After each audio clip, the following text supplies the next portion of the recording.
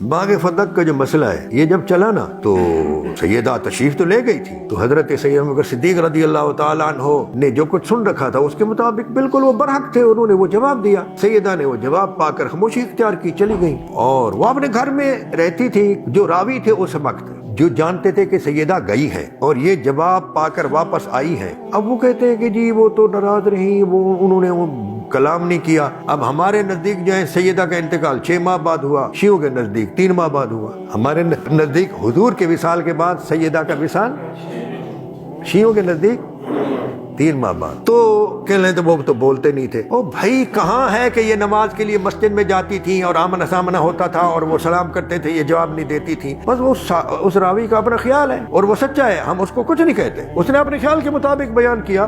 दूसरे रावी हजरत शाबी हैं, वो कहते हैं कि हजरत अबू बकर रज़ी अल्लाह तआला अन्हु जो है जो जवाब दिया था तो उस पर उनको ख्याल हुआ कि कहीं उनका दिल रंजीदा न हुआ हो। बात तो उनकी भी सही थी। मैं लिख चुका हूँ 2 किताबों में कि ये अल्लाह ताला की मर्जी से हुआ कि वो उधर सैयदा को खड़ा करे, वो जाकर अपने बाबा का मीरास तलब करे, विरासत। और हजरत अबू बकर ये जवाब दे कि अंबिया कोई माल और दिरहम दीनार ये तरका नहीं छोड़ा करते, तो सैयदा जाएं उधर से जवाब मिले और मुस्लिम गैर मुस्लिम सब पर वादे हो जाए कि मोहम्मद अरबी सैयदुल आलमीन मोहम्मद रसूलुल्लाह सल्लल्लाहु अलैहि वसल्लम जितनी तबलीग फरमाते रहे और कुरान उन पर नादिल हुआ और इस कदर आलमगीर जमात बना कर गए, उनका ये सब कुछ ओढ़ना बिछोना उठना बैठना माल दुनिया के लिए नहीं था। उन्होंने अपने बच्चों के लिए कुछ नहीं छोड़ा, हत्ता कि अपनी जो विरासत थी, अपने जो माल छोड़ा था वो भी उनको नहीं दिया। फरमाया ये सब बैतुल माल की। मैं तो ये समझता हूँ, इसलिए सैयद अबू बकर सिद्दीक भी हक पर है और सैयदा का मुतालबा भी हक पे है। समझ गए जी। तो इसके बावजूद यहाँ एक बड़े पते की बात की है आप बीती में मौलाना ज़करिया सहारनपुरी ने। उन्होंने कहा मियाँ जो अल्लाह वाले होते हैं ना, उनकी नाराजगी हकीकत में दुरुस्त ना हो, हकीकत में नाराजगी की वजह दुरुस्त ना हो, लेकिन वैसे ही में नाराज हो जाए। वलियों का जिक्र कर रहे थे, फरमाते थे वलियों की जो नाराजगी है ना, उनकी उल्टी बात से भी बचा करो। उनकी उल्टी यानी एक सीधी होती है ना, वो वैसे ही नाराज हो जाए उससे भी बचा करो।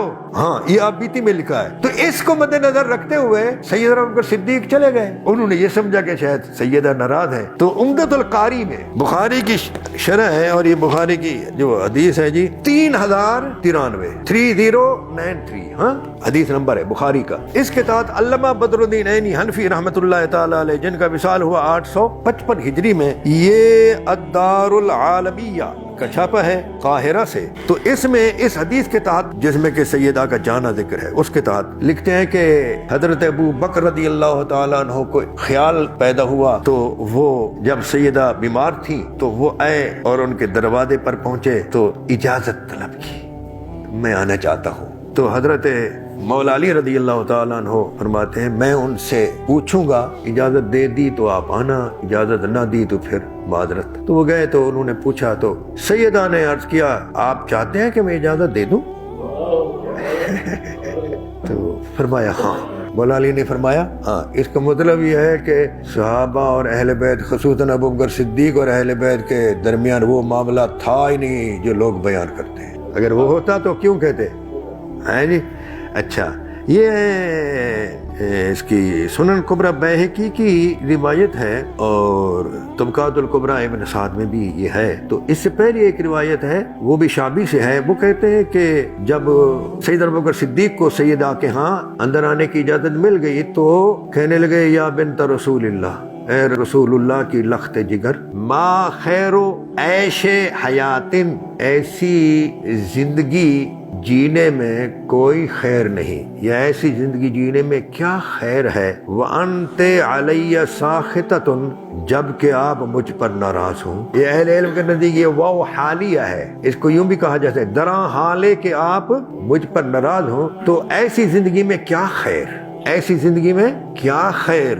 अबू बकर अब नमाजी है, आप रोजेदार हैं, आपकी नमाजें, आपके रोजे, आपका क़ियाम, आपके सजदे, आपका जिहाद, आपकी शान में हुजूर का ये फरमाना कि मुझ पर تمام لوگوں میں سے بڑھ کر جس کے احسان ہے وہ ابو بکر ہے، یہ سب کچھ ہے، پھر بھی آپ کی زندگی میں خیر نہیں، یہ کیسے؟ یہ ہے اس لیے کہ انہیں پتا تھا، حضور کا ارشاد وہ بھی سن چکے تھے کہ اگر کسی کے دل میں اہل بیت کی محبت نہ ہو، اہل بیت کا بغض ہو اس کو، تو اس کے من میں، اس کے قلب میں ایمان داخل ہی نہیں ہو سکتا۔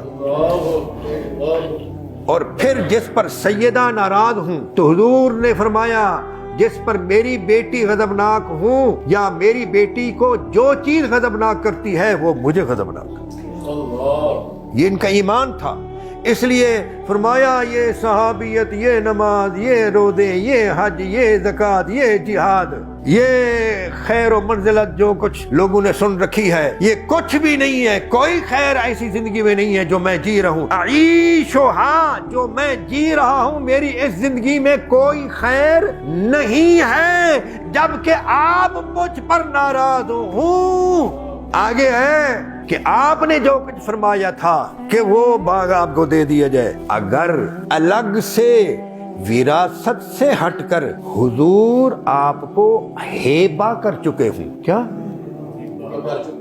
یہاں ایک مسئلہ بھی سن لیجئے جی، بندے کے ایک سے زائد بچے ہیں، جتنی اس کی جائیداد ہے اپنی حیات میں اور اپنی صحت میں، یہ صحت کا لفظ ضرور یاد رکھیے گا، صرف اپنی حیات میں نہیں، اپنی حیات میں اور اپنی صحت میں، وہ دوسرے بچوں سے کچھ زائد کسی بچے کو دینا چاہے اور معقول وجہ بھی ہو، ہاں، تو اس کو اس دینے کو میراث نہیں کہتے، اس دینے کو ہبہ کہتے ہیں۔ میراث مرنے کے بعد ہوتی ہے، اسی لیے میراث کو ترکہ بھی کہا جاتا ہے، چھوڑی ہوئی چیز، آپ سمجھ گئے؟ تو اس لیے حضرت سیدنا ابوبکر صدیق نے عرض کیا کہ اگر حضور آپ کو ہبہ کر چکے ہوں اور اس کی کوئی آپ کے پاس کوئی جو ثبوت ہوں تو آپ صرف منہ سے بول دیں، فَأَنْتِ الصَّادِقَةُ الْمُصَدَّقَةُ، آپ سچی ہیں اور آپ تصدیق شدہ ہیں، مجھے پھر اس پر کسی قسم کے گواہ کی ضرورت نہیں ہے۔ راوی کہتے ہیں کہ یہ باتیں ہوئیں، پھر حضرت ابو بکر کھڑے ہوئے، حتیٰ راضیت و راضیہ، یہاں تک کہ سیدہ راضی ہو گئی اور وہ خوش ہو گئی ہے جی۔ اب بتلائیے کیا عقیدہ ہے حضرت سیدنا ابوبکر صدیق کا کہ وہ سمجھتے ہیں کہ اہل بیت اگر ناراض ہوں تو اس زندگی میں کوئی خیر۔